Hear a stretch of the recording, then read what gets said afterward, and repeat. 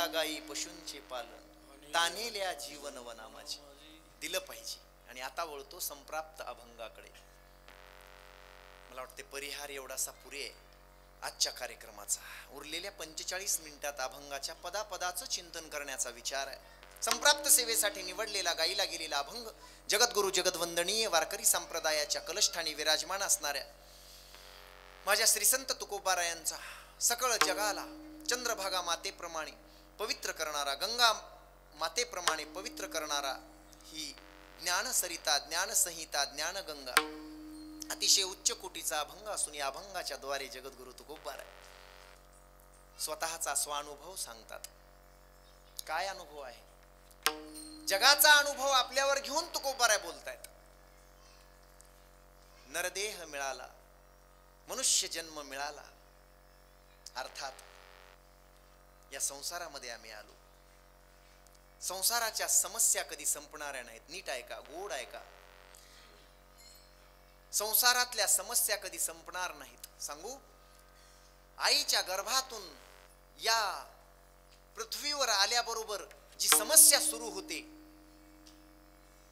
अलीकडे त्याच्याही पूर्वी गर्भात असतानाच त्या बालक दशेपासूनच समस्या सुरू होतात, चिंता सुरू होतात. लक्ष नीट द्या, अभंग समोर ठेवा. त्याही दिवशी 10 दिवसापूर्वी एक कीर्तन आपण सगळ्यांनी इथं केलंय. समोर ठेवायचा 45 मिनिट फक्त फक्त फक्त. आईच्या गर्भात असतानाच समस्या सुरू होतात, चिंता सुरू होतात. आणि जन्माला आल्यानंतर या मृत्यू लोकात पृथ्वी तलावर आल्याबरोबर मनोहर बुवा आपण उघडेच येतो, उघडेच. आणि तिथून कुठला कपडा आणि कसला कपडा वापरायचा याच्या चिंता सुरू होतात. मला वाटतंय सगळ्या जगाचा नाश झाल्यानंतर, महाप्रलय झाल्यानंतर मला वाटतंय शेवटचा मनुष्य उरणार आहे. शेवटचा जो मनुष्य उरणार आहे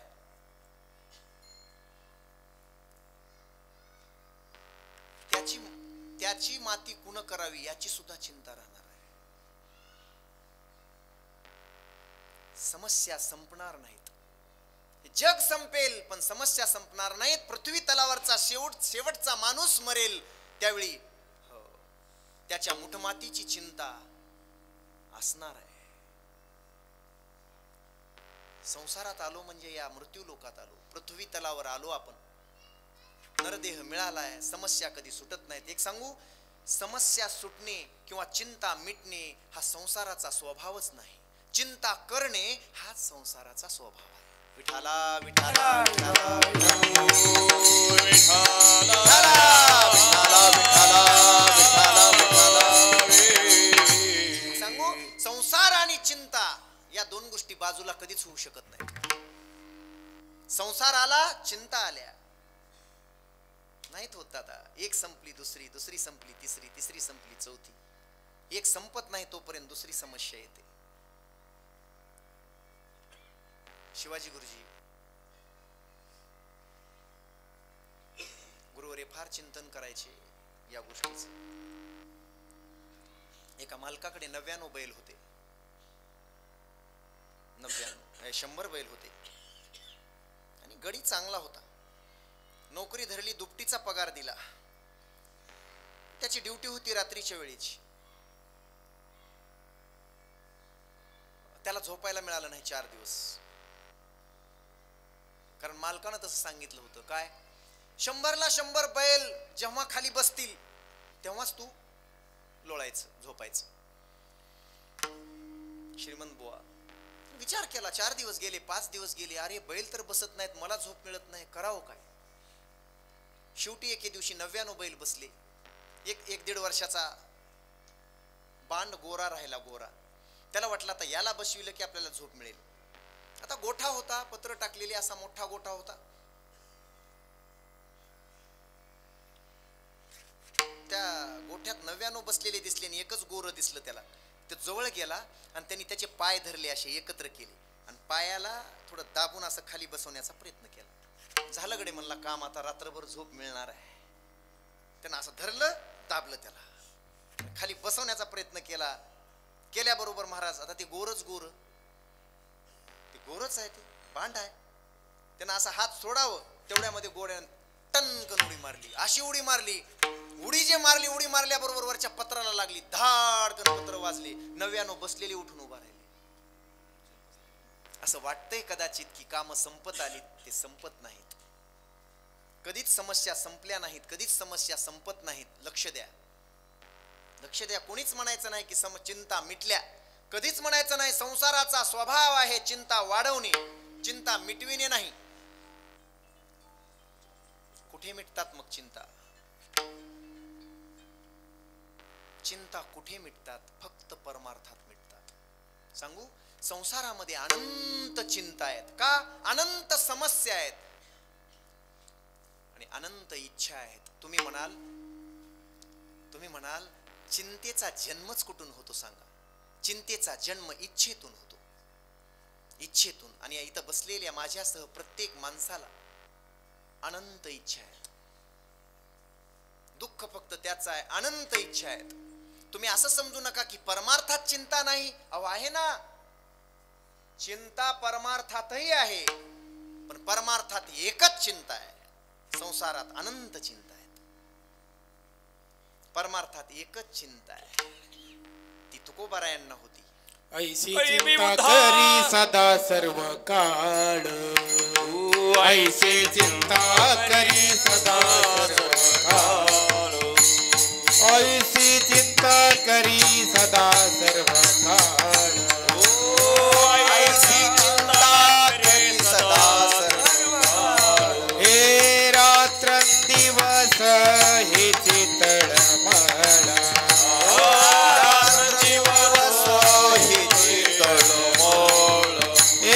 तुका म्हणे नाही आपुले बळ, नाही आपुले बळ. हे जेणे फळ पावेल निश्चयसी, ऐसे चिंता करी सदा सर्व काळ, हे ऐसी चिंता करी सदा सर्व काळ. ओ जेणे फळ पावेल निश्चयसी, ऐसी चिंता करी सदा सर्व काळ, ऐसी चिंता करी सदा सर्व काळ. हे तुका म्हणे चिंता वाटे कोण भेटे सांगे सा, कोण भेटे सांगे सा, कोण भेटे सांगे सा. तुका म्हणे चिंता वाटे कोण भेटे सांगे सा, कोण भेटे सांगे सा. वाटे कोण भेटे सांगे सा. बरोबर आणलं तुम्ही, जोडलं. तुका म्हणे वाटे चिंता कोण भेटे सांगे सा. कशाची चिंता? सांगणारा कोणीतरी भेटला पाहिजे. पण कोणती चिंता आहे तुकोबार आहे तुम्हाला? देव कृपा करील मज काय लाज राखील. सांगू, तो निर्लज्ज आहे ज्याला मनुष्य जन्म मिळालाय आणि त्याने देवाची प्राप्ती नाही केली. तो निर्लज्ज आहे. किती निर्लज्ज आहे? कमालीचा निर्लज्ज आहे.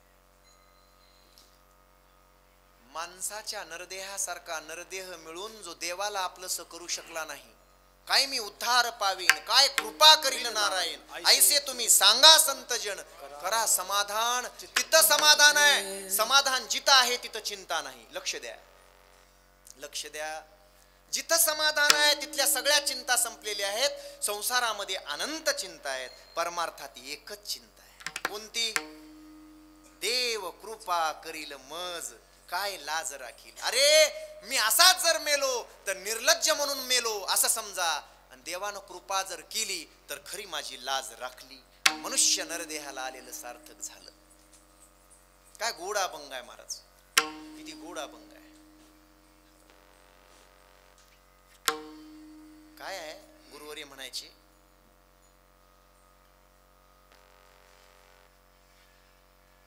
जो चिंता वाढवतो तो संसार, चिंता मिटवतो तो परमार्थ.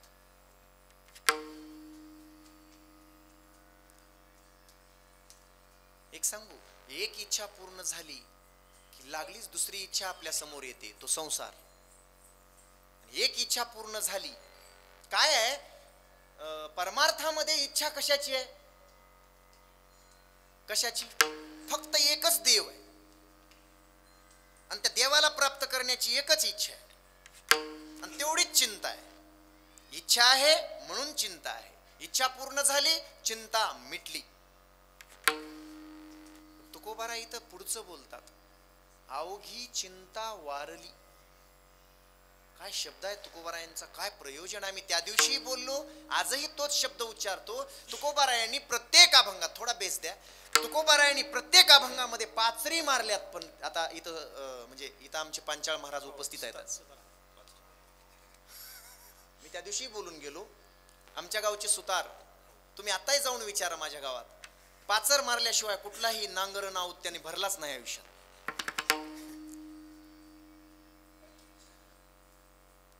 तुकोबारा प्रत्येक अभंगात पाचर मारतात, पण ती पाचर आम्हाला कळली नाही, कळत नाही. इथंही पाचर आहे, अवघी चिंता वारली. संसारात चिंता वारत नसते, मिटते. कदाचित मिटते, पण चिंता वारत नाही.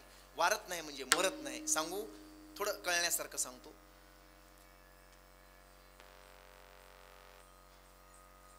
कदाचित राग राग रागे रागे निघून गेलेली बायको पुन्हा परत येऊ शकते.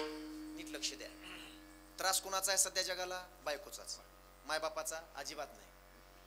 जगात कुणाचाच त्रास नाही आम्हाला. जर असेलच, मी माझं खोटंही होऊ शकतं, माझा अनुभव खोटा होऊ शकतो. एक निरीक्षण करताना असं दिसतंय की मनुष्याला सध्या मनुष्य भीतो तर बायकोला, घाबरतो तर बायकोला, आणि चिंता जर वाटते तर बायकोची, बाकी कोणाची वाटत नाही. एक तुम्हाला नसेल पटेत सोडून द्या, सोडून द्या. बर, रागे ठीक आहे, रागे रागे आपण घटस्फोट दिला. दादा, तुम्ही त्या दिवशी 10 वेळा म्हणलात महाराज कीर्तन लईच आवडलं, मला खूपच आवडलं, आजचंही त्याच्यापेक्षा आवडेल. काळजी करू नका, तुमचं माझ्यावर लक्ष नाही. घटस्फोट दिलेल्या बायका नांदायला आलेल्या आहेत, मी पाहिले. पळून गेलेली बायको पुन्हा नांदायला येऊ शकते. चला बोला, कसं आहे मनोहर बुवा? काय म्हणणं आहे आपलं? पांचाळ बुवा काय म्हणणं आहे? हा, लोणारवाडीकर, हा, श्रीहरी महाराज, बाप्पा बोला.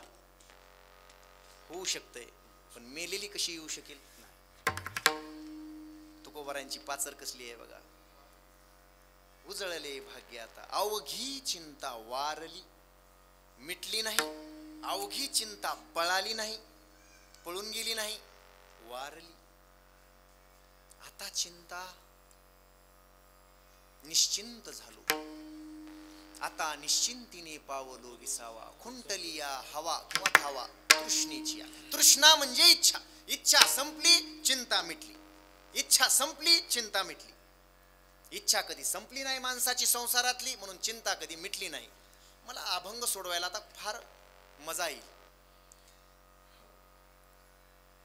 तुकोबारायांना प्रश्न विचारला, ही एवढी मोठी चिंता कशाने मिटली? संत दर्शनी हा लाभ.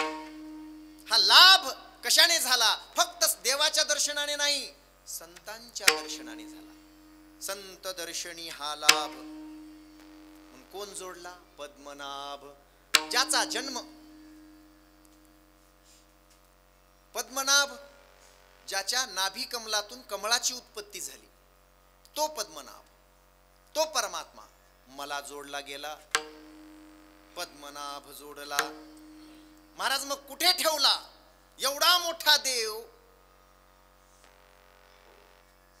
कितीतरी ब्रह्मांड ज्याच्या उदरामध्ये आहेत, एवढा मोठा परमात्मा तुम्ही ठेवला कुठे?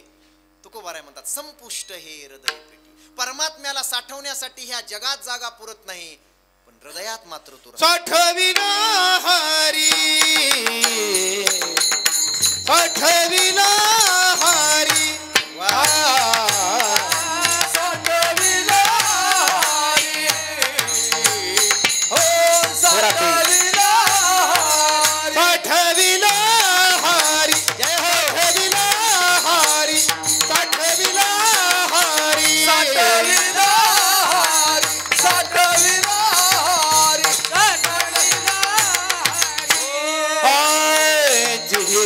मंदिरी जी हृदय मंदिरी जी हृदय मंदिरी जी हृदय मंदिरी जी हृदय मंदिरी जी हृदय मंदिरी त्याची सरली धारा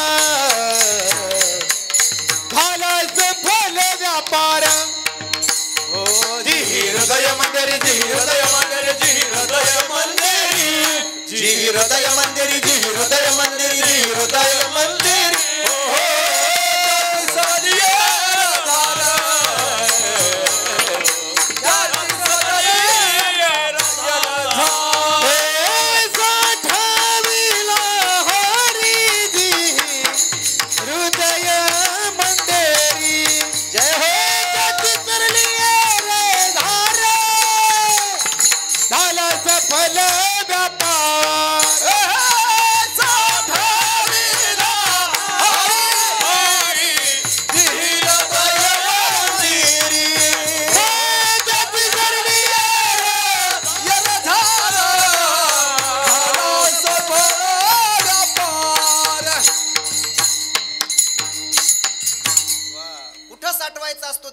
साठवण्याची एकच जागा. कोणीतरी असं म्हटलंय, एखादा पाय कटला काही फरक पडत नाही, माणूस जगतो. एखादा हात कटला काही फरक पडत नाही, मनुष्य जगतो. एक डोळा गेला मनुष्य जगतो, दोन्ही डोळे गेले मनुष्य जगतो, नाक कटलं मनुष्य जगतो, कान कटले मनुष्य जगतो, दोन्ही पाय गेले तरी मनुष्य जगतो, दोन्ही हात पाय गेले तरी मनुष्य जगतो, कमरेपासून लुळा झाला तरी मनुष्य जगतो. नीट लक्ष द्या. पण असं कधी कोणी म्हटलंय का की हृदय हृदय बंद पडलं की मनुष्य जगतो? असं होत नाही, असं कधीच होत नाही. म्हणून सांगू, ज्याचं चित्त, ज्याचं हृदय, ज्याचं अंतःकरण, ज्याचं हृदय शुद्ध आहे, ज्याचं हृदय शुद्ध आहे, तिथंच तो परमात्मा साठवला जातो. येवोनी गोपाळ राये ते येवोनी गोपाळ राये ते येवोनी गोपाळ राये ते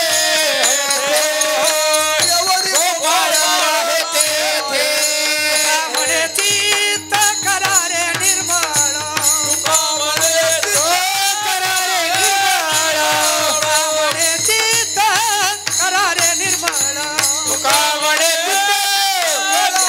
निर्मळ. येवोनी गोपाळ राये ते येवोनी गोपाळ राये ते येवोनी गोपाळ राये ते येवोनी गोपाळ राये ते.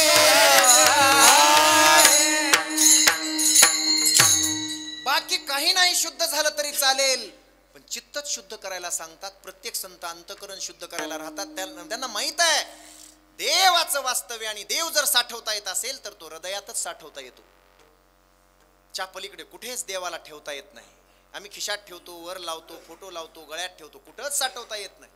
ओ हृदय नारायण साठवावा, हृदय नारायण साठवावा, हृदय नारायण साठवावा, हृदय नारायण साठवावा.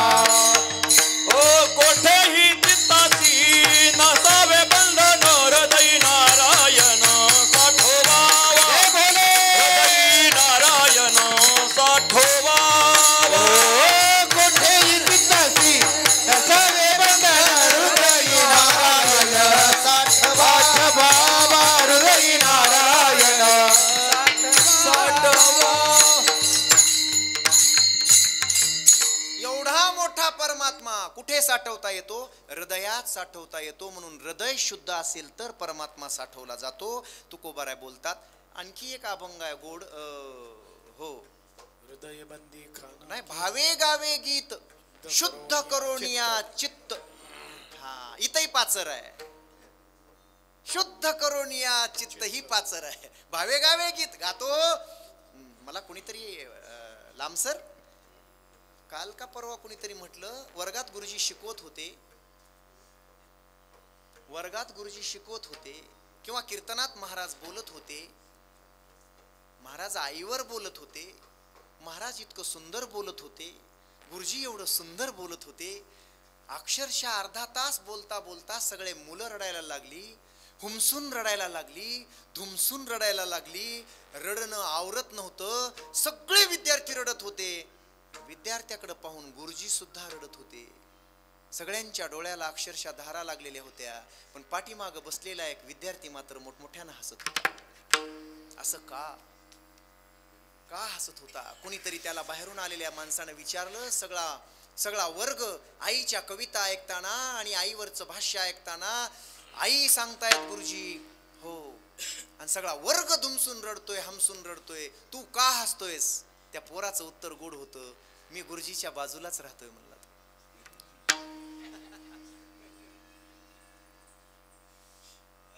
बाजूला राहतोस मग हसायला काय झालं? त्यांनी सांगितलं, गुरुजी सकाळी उठले की रोज आईला 2 थापडा हाणतात, आधी पुन्हाच घराच्या बाहेर पडतात. मग हसू नाही तर रडू, हे महत्वाचं आहे. काय कथनी पठनी असून काय, रहनी वाचून वाया जाय. आचरण असेल तर सांगण्याला किंमत आहे आणि पुढे परिणाम होतो त्याचा. कीर्तन परिवर्तन आहे, कीर्तनाचा परिणाम त्याशिवाय होत नाही. ऐका, अमृताची गोडी पुढीला सांगती, अमृताची गोडी पुढीला सांगती. आपण उपवासे मरोनिया, आपण उपवासे मरोनिया. अमृताची गोडी पुढीला सांगती, अमृताची गोडी पुढीला सांगती. आपण उपवासे करुणिया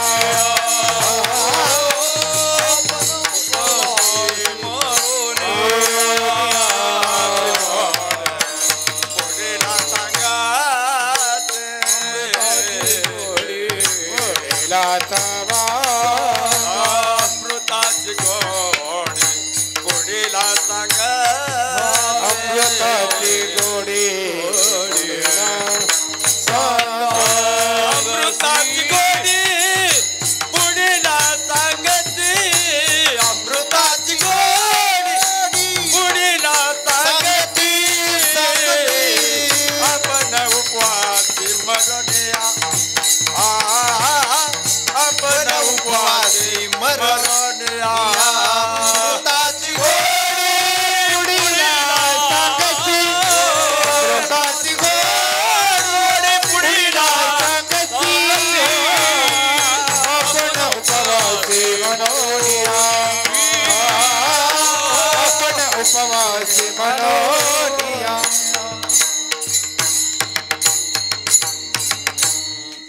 वा मनोहर महाराज, अमृताची गोडी पुढच्यांना सांगतोय पण स्वतः उपवासी आहे, स्वतःच उपाशी. अशा बऱ्याच म्हणी आहेत. ब्रह्मज्ञान सांगे लोका, किंवा आपण कोरडे पाषाण, अशा बऱ्याच म्हणी आहेत. ऐकताय? भगवंत कुठे साठवता येतो? एवढा मोठा परमात्मा तो कोबार आहे, तुम्ही कुठे कदाचित मला माणसं म्हणतील, महाराज अभंग सांगताय. हो, अलीकडं कदाचित अभंग सुटतच नाही, म्हणून माझा प्रयत्न असतो पहिल्या 15 मिनिटात अभंग लोकांच्या समोर सोडून द्यावा, नंतर एखाद्या चरणावर बोलावं. कुणी म्हणायला नको की हे चरणात महाराज आले नाहीत. आणि 99% घडतंय सध्या. यांनाही काही घेणं देणं राहिलं नाही. कोणता अभंग आहे, कशावर बोलायलाय महाराज, काही घेणं देणं. काय करायचं? तुम्ही फार विचारानं कीर्तन ऐकताय. सांगू, महाराज म्हणजे सध्याची चॉकलेटची गोळी आहे लोकांसाठी. लोक फक्त तिला 2 तास चगळतात, जय विठ्ठल झालं उरली तर फेकून देतात, निघून जातात. ते काय खातात? चेविंगम खातात ना लोक. चेविंगम सारखं 2 तास लोक फक्त चगळतात, कसल्या महाराजाला टाकून देतात. तसं नका करू. हृदयात घ्या, हृदयात घ्या. संपुष्ट हे हृदय पेटी करुणी पोटी साठवू. हृदयाची पेटी करून त्या हृदयाच्या पेटीमध्ये आम्ही परमात्मा जपला, ठेवला. जनाबाई सगळे संत हेच बोलतात ना, हेच म्हणतायत सगळे संत. आधरीला पंढरीचा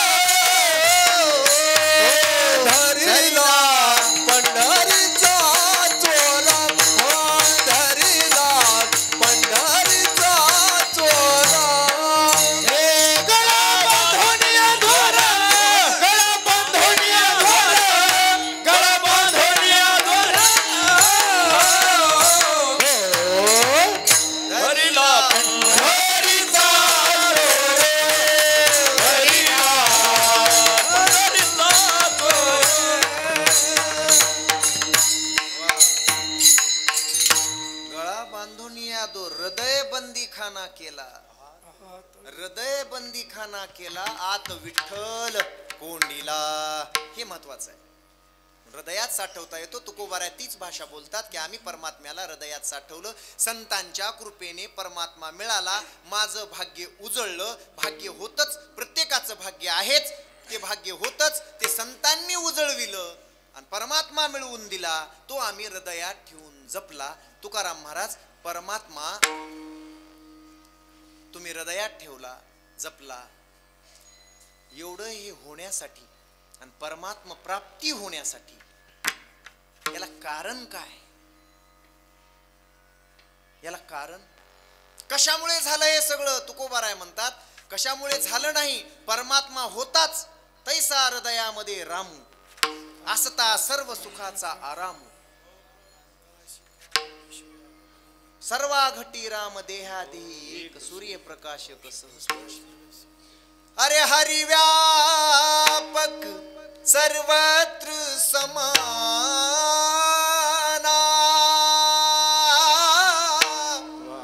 प्रेम ते प्रगट होई मै जाना. तुलसीदासांची भाषा पहा आणि तुकोबारायांची भाषा पहा, एकच आहे. तुका म्हणे होता ठेवा, तुका म्हणे होता ठेवा, तो या भावा सापडला. प्रेमामुळे भगवंता कळला जातो आणि सापडला जातो. एकतर संतांची संगती, त्यातलं प्रेम. संतांच्या संगतीत प्रेमाशिवाय दुसरं काही नसतंच. या देशाला विचारा तुम्ही काय दिले जगाला. कीर्तन नीट ऐका, विचारवंत माणसं बसलीत माझ्या समोर, फार मोठमोठे, म्हणून या पद्धतीनं कीर्तन करतोय आणि याच पद्धतीनं कीर्तन केलं पाहिजे. थोतांड कथा सांगत बसून समाजाला आज उपयोग नाही. माझं स्पष्ट मत आहे. ज्या गोष्टीचा काही संबंध नाही, आणि जगद्गुरु तुकोबाराय असोत किंवा ज्ञानोबाराय असोत किंवा कोणीही असोत, संतांचे अभंग हे त्रिकालदर्शी आहेत आणि प्रत्येक क्षणाक्षणाला हो त्या अभंगाचा उपयोग प्रत्येक मनुष्याच्या जीवनाशी आहे, संबंध आहे जीवनाशी. पण तो जोडता आला पाहिजे, जोडलाच पाहिजे. आणि तसंच कीर्तन करावं माणसाने. नाहीतर कुठली तरी एक कहाणी लावून बसायची जिचा काही संबंध नाही. आश्चर्य सांगून काय उपयोग आहे. कीर्तन रुजलं पाहिजे, ते घरात गेलं पाहिजे, हृदयात गेलं पाहिजे, प्रत्येकाच्या घराचं वैकुंठ झालं पाहिजे. ही पावर फक्त या गादीची आहे. याच गादीवरून ते होऊ शकतं, जगात दुसरी गादी नाही. नाही घराचं वैकुंठ करणारी ना कधीच नाही. तुका म्हणे होता ठेवा, तो या भावा सापडला. प्रेमानेच तो आकळता येतो आणि ते प्रेम फक्त संतांच्या संगतीत गेल्यासच. कुणीतरी विचारलं होतं, कदाचित मी लहानपणी एक चित्रपट पाहिला, त्या चित्रपटात विचारलं होतं, क्या दिया तुम्हारे भारत ने, क्या दिया तुम्हारे हिंदुस्तान ने दुनिया को. देखो हमने ये आविष्कार दिया, वैज्ञानिक हमने इतनी प्रगती की, हमने ये आविष्कार किए, इतके शोध लावले आम्ही, हजारो शोध लावले, जगाला हे दिलं, रेल्वे दिली, बल्ब दिले, अनेक शोध लावले, तुझ्या देशानं काय दिलं? असा प्रश्न कुठल्या तरी चित्रपटात विचारला. क्या दिया तुम्हारे भारत ने. त्या जो हिरो आहे, मला नाव माहित नाही, त्या हिरोने फार गोड उत्तर दिले. तो इंग्लंडचा होता, ब्रिटिश होता. त्यानं विचारलं होतं, ब्रिटिशाचा होता. त्यानं विचारलं त्याला, हो हमने इतना दिया, सब कुछ किया, इतने आविष्कार किए, हमारा राज्य भारत पर था, हमारा राज्य पूरी दुनिया पर था, आम्ही हे जिंकलं, आम्ही ते जिंकलं, आम्ही याला गुलाम बनवलं, आमची पावर आहे ती, तुमच्याकडे काय आहे? तुम्ही जर तुमच्या देशाला महान म्हणत असाल तर आहे काय तुमच्याकडे, बोला. त्यानं फार गोड उत्तर दिलं होतं 4 वेळी. तुम्ही देश जिंकले, तुम्ही माणसं गुलाम बनवले, तुम्ही अनेक आविष्कार केले, काय सांगू काय दिले भारतानं. जीते हो किसी ने देश तो क्या, हमने तो दिलों को जीता है.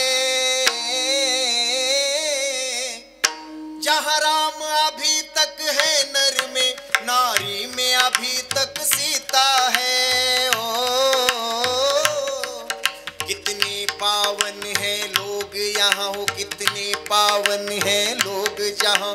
मैं नित नित शीश झुकाता हूँ, भारत का रहने वाला हूँ, भारत की बात सुनाता हूँ.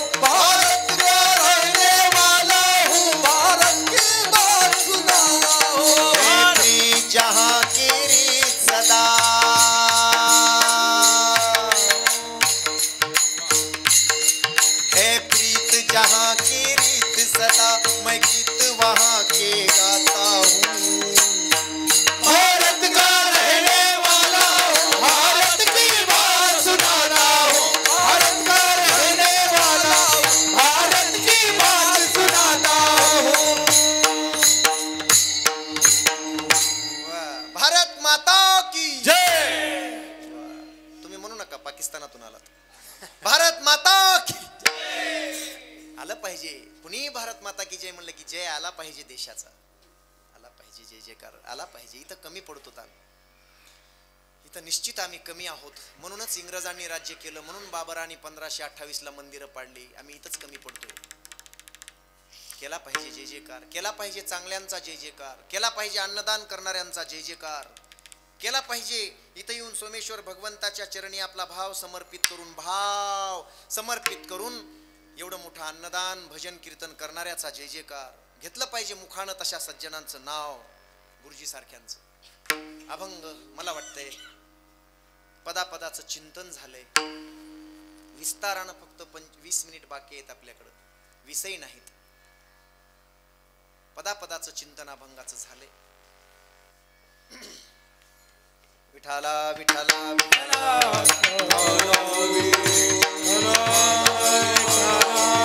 विठाला विठाला विठाला विठाला विठाला विठाला विठाला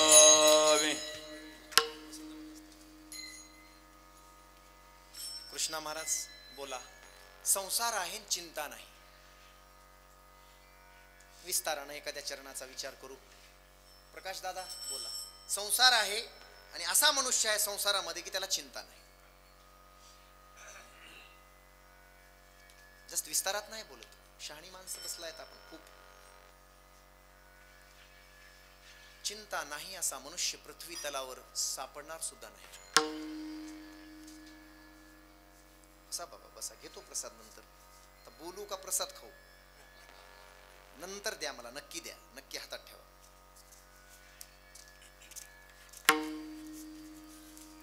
पांडुरंगजी बोला, कांदे मामा बोला, बोला रामभाऊ. संसार आहे चिंता नाही. रामभाऊ चिंता आहे का नाही तुम्हाला? हे बघा आता मोकळं बोला, मोकळं. आत्ता बघा, आत्ता इथं बसल्या बसल्या लोकांना चिंता आहे. महाराज आत्ता कीर्तन विस्तारानं करतो म्हणालाय, 2:45 वाजलेत. इमानदारीने ह्याची चिंता आहे का नाही? आम्हाला तर वाटलं होतं 2:15 ला पंक्ती बसत असतात आणि हे विस्तारानं चिंतन कधी करील आणि सोडील कधी.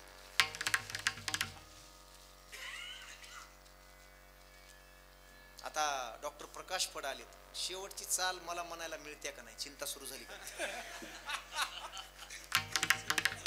गिरी महाराज, कुणाला बायकोची चिंता आहे, कुणाला सासूची चिंता आहे, कुणाला सासऱ्याची चिंता आहे, कुणाला उद्या काय खावं याची चिंता. नित्य उठून या खावयाची चिंता, नित्य उठून या खावयाची चिंता, नित्य उठून या खावयाची चिंता, नित्य उठून या खावयाची, उठून या खावयाची, उठून या खावयाची, नित्य उठून या खावयाची चिंता, खावयाची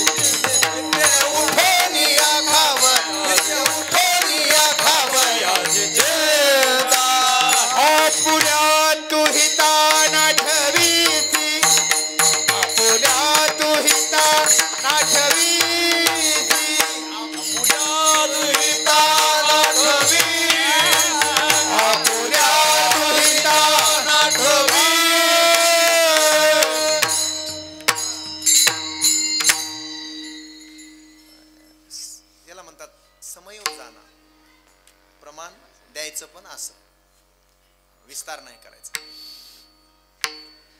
प्रत्येकाच्या मागे चिंता आहे. मनोहर बुवा बसल्यापासून मृदंग थोडस कमी जास्त असेल का? महाराज कुठल्या चालीत गाईल, कुठल्या मात्र्यापासून धरेल काय सांगता येते. मला चालीला कुणाबरोबर लावलं जाईल याची चिंता सुरू झाल्यापासून, अभंग घेतल्यापासून.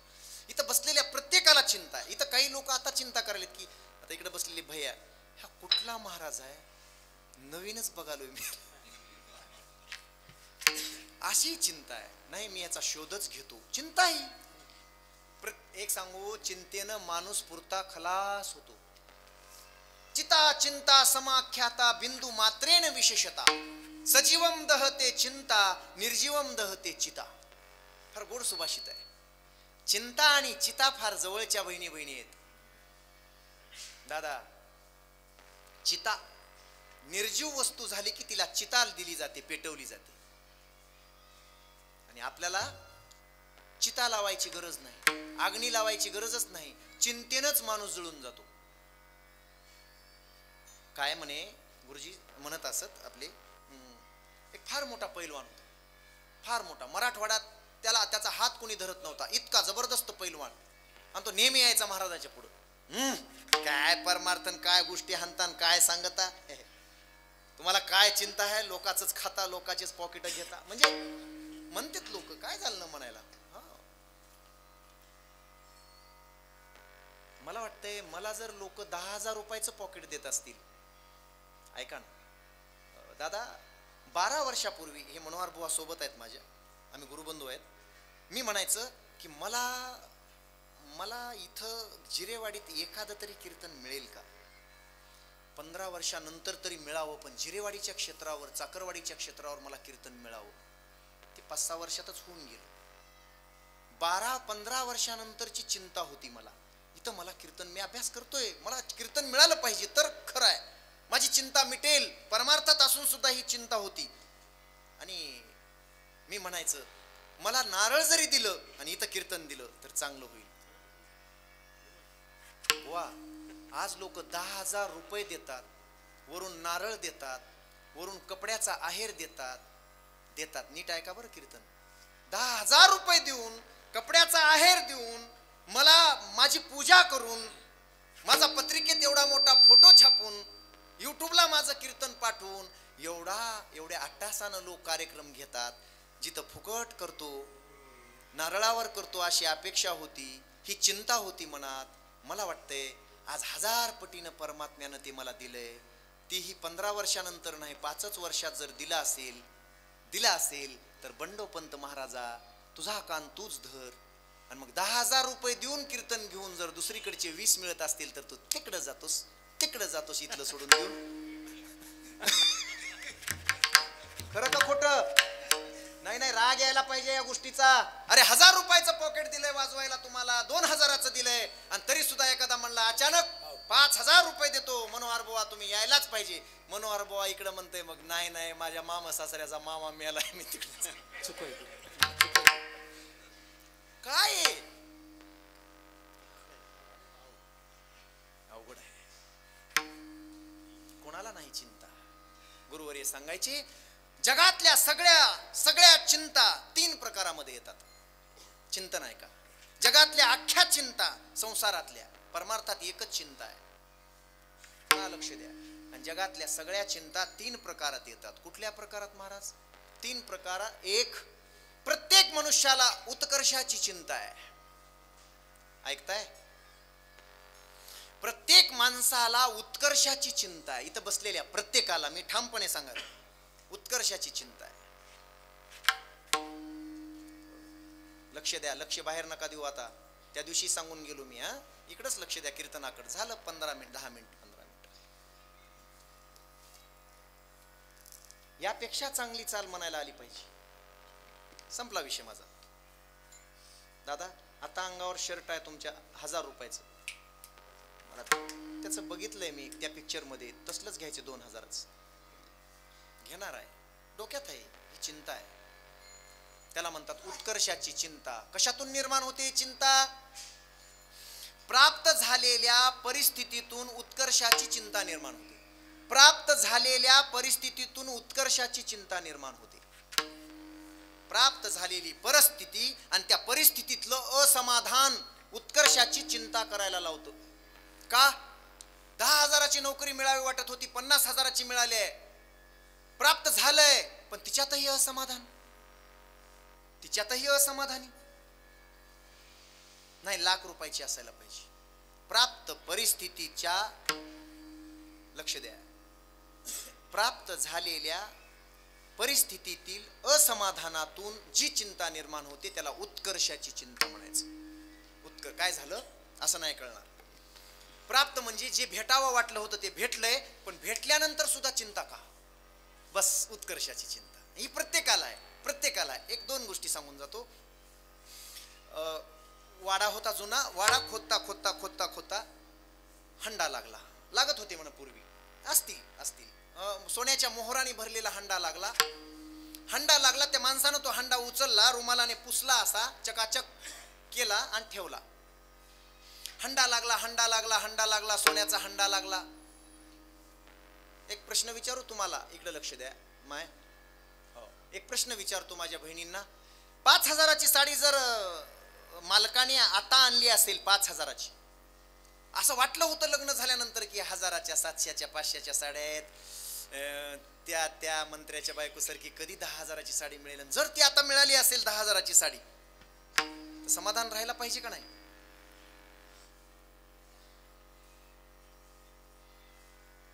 नाहीत राहत.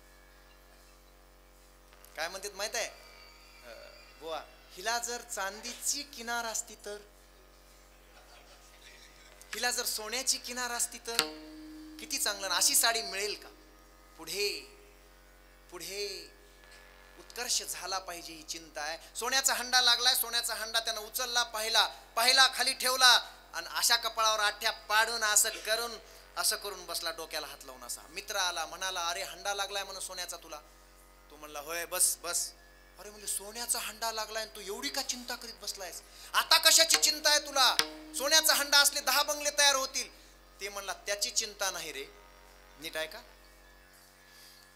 चिंता त्याची नाही, त्या हंडा बघ म्हणला एकदा. त्या मित्रानं पाहिला हंडा, काय झालं म्हणला, यात काय? हंडाच आहे, सोन्याच्या मोहर आहेत.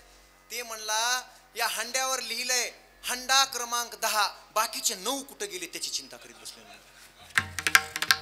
उत्कर्षाची चिंता, प्राप्त झालेल्या असमाधानातून निर्माण होते उत्कर्षाची चिंता. कुणालाही होते, प्रत्येकाला होते उत्कर्षाची चिंता. आम्ही आमच्या भागातला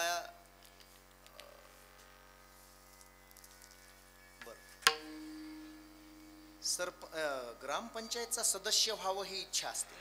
इच्छेतून चिंतेचा जन्म होतो. ग्रामपंचायतचा सदस्य व्हावा ही 10 वर्षापासूनची इच्छा आहे. एकदा तरी मला गुलाल लागावा. लागला गुलाल, पुन्हा काय वाटतंय? बस का? बस संपलं, बस देवा सदस्य झालो, बस. काय व्हावं वाटते? अहो ते पळवापळवी करायला सुरू करते. सरपंच व्हावं वाटते. बरं सरपंच झालं, संपलं का? संपलं. जिल्हा परिषद मेंबर व्हावं वाटतंय, ते झाला आमदार व्हावं वाटतंय, आमदार झाला खासदार व्हावं वाटतंय, खासदार झाला तर मंत्री व्हावं वाटतंय. कुणाला वाटत नाही? कुणाला वाटत नाही बोला. असाच एक सरपंचापासून प्रवास केलेला एक मनुष्य आमच्या भागात मंत्री झाला. योगायोगानं मंत्रीपद मिळालं. आम्हाला वाटलं आपल्या भागातला आहे, आपली अनेक कामं आता सहजरित्या होणार आहेत. लक्ष द्या बघा, म्हणून आम्ही एवढा मोठा पुष्पहार, सुंदर अशी शाल, पेढे घेऊन त्याच्याकडे गेलो, तर तो असा हात लावून बसला होता. मी म्हणलं साहेब हात लावून बसायला असं काय, चिंता करायला काय झालं तुम्हाला? चिंता काय समस्या आहे? महाराज म्हणले, मी म्हणलं तुम्ही आता मंत्री पदाची शपथ घेणार आहेत साहेब, डिक्लेअर झाले, तरी चिंता करायची काय? नाही म्हणले महाराज पोत्यानं पैसा वाटला होता. पोत्यानं पैसा वाटला होता, मग काय झालं? मला मंत्रीपद मिळाले ना, खातं मिळाले ना. नाही म्हणले महाराज जे खातं मिळाले त्याच्यात काहीच खाता येत नाही, असलं खातं मिळाले. आता करता काय? उत्कर्षाची चिंता, पुढे जाण्याची चिंता आहे. आणि या चिंतेत मनुष्य आहे. पदमफुले गुरुजी, प्रत्येक जण मुख्याध्यापक व्हावं वाटतंय, बीओ व्हावं वाटतंय, शिओ व्हावं वाटतंय, कोणाला नको वाटतंय? एक चिंता उत्कर्षाची चिंता. ऐका, नंबर 2 दुसरी चिंता स्थितीची चिंता. दादा प्रत्येकाला स्थितीची चिंता आहे. नोकरी लागतच नव्हती, कशी तरी लागली आहे, तेव्हा घरचे म्हणतात बाबा राहू दे तुझा अभ्यास, राहू दे तुझं सगळं, आता लय मोठा तू कलेक्टर होणार नाहीस आता, आणि कलेक्टर होऊन काही करणार नाहीस. जी लागली आहे आता 10-12 हजाराची नोकरी ती लागत नव्हती, आता एवढीच अशीच टिकवून ठेव. बायको मिळतच नव्हती, कसली तरी हेंद्री बिंद्री मिळाली आहे. आता दुसरीची इच्छा कशाला करतोय? चांगली मिळायला पाहिजे होती. हो, मिळत नव्हती तेव्हा कसली तरी मिळावी वाटायचं, मिळाली तिलाच नाव बोट ठेवत राहते. हे मी किती सुंदर आहे, मला कशी मिळाली असती, आणि काय मिळालंस तू, आणि काय.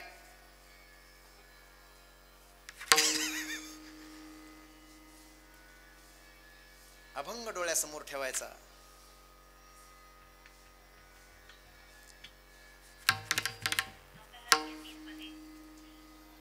स्थितीची चिंता आहे प्रत्येकाला. बरं इकडं नाही बरं का, असं नाही बरं का की संसारातच आहे. परमार्थातही या तीनच चिंता आहेत. परमार्थातही या तीनच गोष्टीतल्या चिंता आहेत. संसारात ज्या चिंता आहेत तिकडेही उत्कर्षाची चिंता आहे, तिकडेही उत्कर्षाची चिंता आहे. नाही का?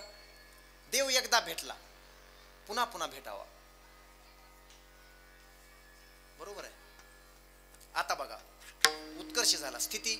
स्थिती काय? पांडुरंगा, आता तू माझ्या समोर उभा आहेस, पण आता असाच राहावास वाटते का नाही? आता दृष्टी पुढे ऐसाची तू राहे, जो मी तुझ पाहे. काय सुंदर रूप आहे रे पांडुरंगा तुझं. तू असा बघा ना, सुंदर ते ध्यान उभे विटेवरी, करकटावरी ठेवून या, करकटावरी ठेवून या. तुळशी हार गळा, कासे पितांबर, आणि आवडे निरंतर. हा, याला म्हणतात स्थिती. आता निरंतर तू असाच समोर राहायला पाहिजेस. ही चिंता परमार्थातही आहे, संसारातही आहे. स्थिती एकदा मिळाले ना ते तरी टिकून राहावं. आणि तिसरी चिंता आहे, संसारातही आहे आणि परमार्थातही आहे, अधोगतीची चिंता. अधोगतीची चिंता. नाही पुढे काही झालं तरी चालेल. विठाला विठाला विठाला.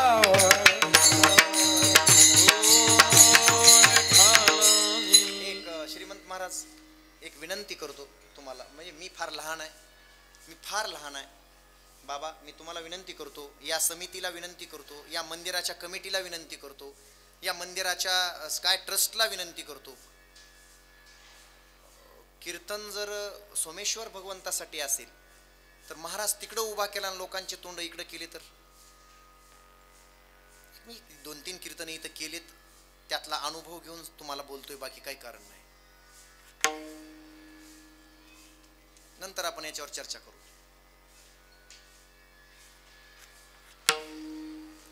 फार फार विनंती करतोय ना, अनुभवानं बोलतोय. लोकांचे, बसलेल्या लोकांचे तोंड तिकडं असावेत, माझी प्रामाणिक इच्छा आहे. विठाला विठाला विठाला विठाला. हा विठाला विठाला विठाला. अधोगतीची चिंता आहे, अधोगतीची.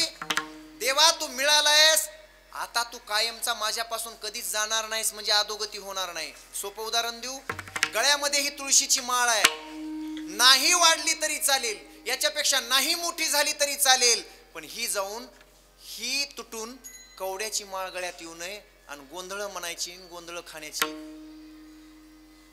अपेक्षा होऊ नये. किंवा कवड्याची वाईट आहे असं म्हणत नाही मी, ही सोबत असावी, पण ही तुटावी, बारीक यावी, किंवा ही तुटून जावी आणि काळा दोरा गळ्यात यावा. याला म्हणतात अधोगती. अधोगतीची चिंता प्रत्येकाला आहे, संसारिकाला आहे, परमार्थिकाला आहे. आणि मग या तिन्ही चिंता, जगातली कुठलीही चिंता या तीनच प्रकारात येते. या चिंता तुकोबारायांना होत्या, या चिंता तुम्हाला मला आहेत. तुकोबारायांना होत्या, पण तुकोबाराय म्हणतात की या माझ्या चिंता माघ शुद्ध दशमी पाहुणी गुरुवार केला अंगीकार. तुका म्हणे कसा? भोजना मागती तुप पावशर, पडिला विसर स्वप्ना माझी. काय कळे उपजला अंतराय, म्हणून या काय राघव चैतन्य केशव चैतन्य सांगितली खून माळिकेची. बाबाजी आपुले सांगितले नाम आणि मंत्र दिला राम कृष्ण. आता याचा विस्तार करणं शक्यच नाही. ऐका तुकोबारायांच्या जीवनामध्ये प्रत्येक मनुष्याच्या जीवनात एक जन्माचा दिवस असतो आणि एक शेवटाचा दिवस असतो. तुकोबाराय म्हणतात की हा दिवस माझ्या जीवनातला मला परमात्म्याची प्राप्ती करून देणारा ठरला. कोणता दिवस? माघ शुद्ध दशमी.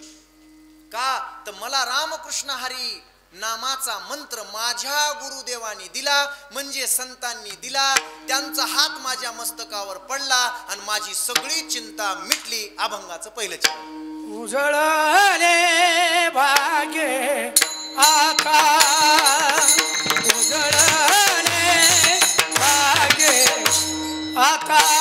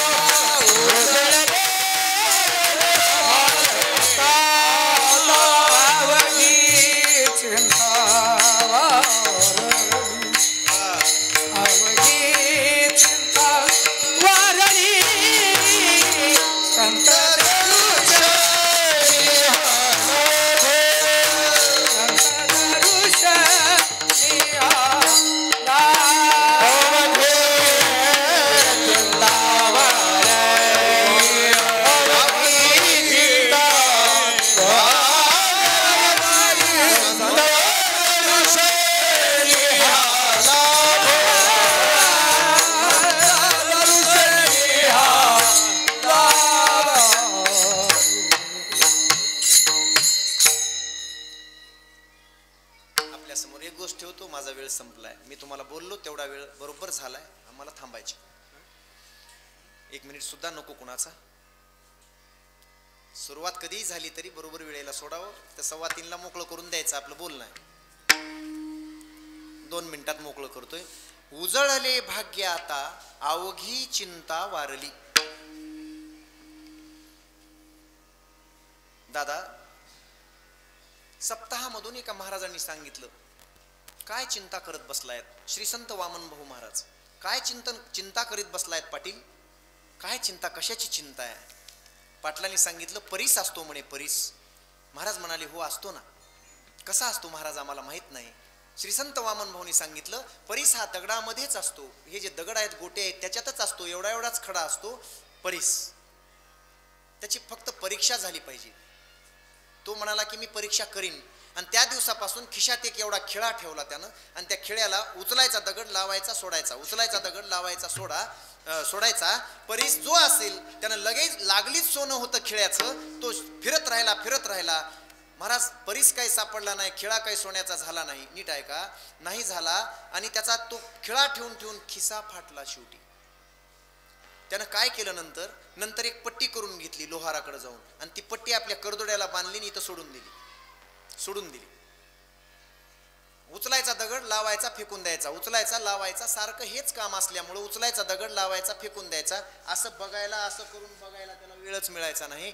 कधी ती पट्टी घरी आला, एके दिवशी स्नान केलं, घरी आला, आणि घरी आल्याबरोबर बायकोनं पाहिलं, मालक तुमची पट्टी सोन्याची झाली आहे, पट्टी सोन्याची झाली आहे. नीट आहे का?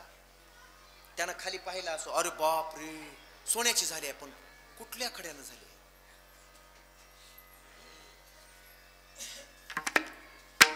तसे संत आमच्या जीवनामध्ये येऊन जातात, लक्षात येत नाहीत. संतांचे विचार आमच्या जीवनात येऊन जातात, पण ते कळत नाहीत.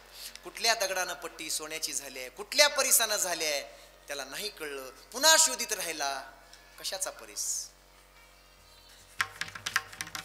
तसं संत आमच्या जीवनामध्ये येतात आणि धातूचं सोनं या नरदेहाचं कल्याण करतात, म्हणजे या देहालाच देव बनवतात.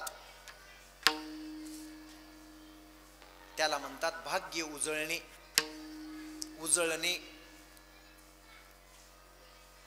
देव होता, आम्हाला अज्ञानामुळे कळत नव्हता. मल विक्षेप आणि आवरणाची निवृत्ती करण्यासाठी संत रूपी परीस आमच्या देहाला लागला, स्पर्श झाला. मला वाटतंय रेड्याच्या देहाला सुद्धा जरी स्पर्श झाला, ज्ञानोबारायांचा हात लागला तर रेडा सुद्धा वेद बोलायला लागतो. रेड्याची समाधी करावी लागते, रेड्याचे सप्ते करावे लागतात. आमच्यासारख्या रेड्याला तिथं जाऊन कीर्तन करताना नाक घासावं लागतं. जर रेड्यासारख्याचा देव होत असेल तर नरदेहाला आलेल्या या मनुष्याचा देव का होत नसेल? फक्त संतांचा स्पर्श झाला पाहिजे. संत दर्शनी हा लाभ पद्मनाभ जोडीला. तुम्ही म्हणाल भाग्य भाग्य भाग्य म्हणजे काय? भाग्य म्हणजे बाकी काही नाही. आपल्याला एखाद्या वस्तूची गरज असावी, ती वस्तू आपल्याकडे नसावी आणि आपल्याला ती फुकट मिळावी, त्याला म्हणायचं भाग्य. लक्षात येते? मी नोकरी करतोय, 50,000 पगार मिळणं भाग्य नाही. अग्नी महाराज, एका सप्त्याचे 10,000 रुपये लोकांनी देणं भाग्य नाही. पण ते पॉकेट तर ठरलेलं आहे, ते भाग्य नाही. पण एखाद्याने म्हणावं, वा मला तुमचा आवाज खूप आवडला आणि 10,000 रुपये हे बक्षीस. तुम्ही त्या पॉकेटाचं नाव कधीच घेणार नाहीत. 10,000 रुपये बक्षीस दिलं त्याचंच नाव घेणार. लक्ष द्या. सगळा भाजीपाला घेतला आणि जाता जाता अशी इच्छा होते काय की उग कोथिंबीर तरी फुकट मिळावी. 200चा भाजीपाला घेतलाय पण 10 रुपयाची 5 रुपयाची कोथिंबीर फुकट मिळावी, आनंद वाटतो. आणि त्यानं जर 4 काड्या टाकल्या तर वाटतं वा छान झालं. त्याला म्हणायचं भाग्य. आम्हाला परमात्म्याची गरज आहे. आमच्याजवळ परमात्मा आम्हाला कळला नाही, आमच्याजवळ परमात्मा नाही. आणि एखाद्याने येऊन आम्हाला तो मिळवून द्यावा आणि तोही फुकटात मिळवून द्यावा, याला म्हणायचं भाग्य. आणि या जगात ते भाग्य कोण देत असेल तर संतांच्या दर्शनानेच ते भाग्य मिळतं. संत दर्शनी हा लाभ पद्मनाभ जोडला. कोणता पद्मनाभ? विठोबा रखुमाई, विठोबा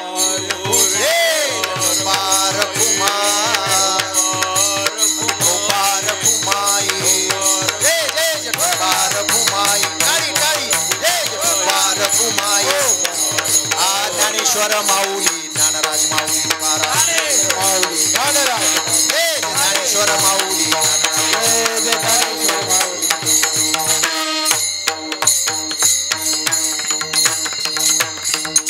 एक विनंती आहे सगळ्यांना, हात असे करा. माता माऊल्यांनी एवढे करा, पुरुष मंडळीने असे करा.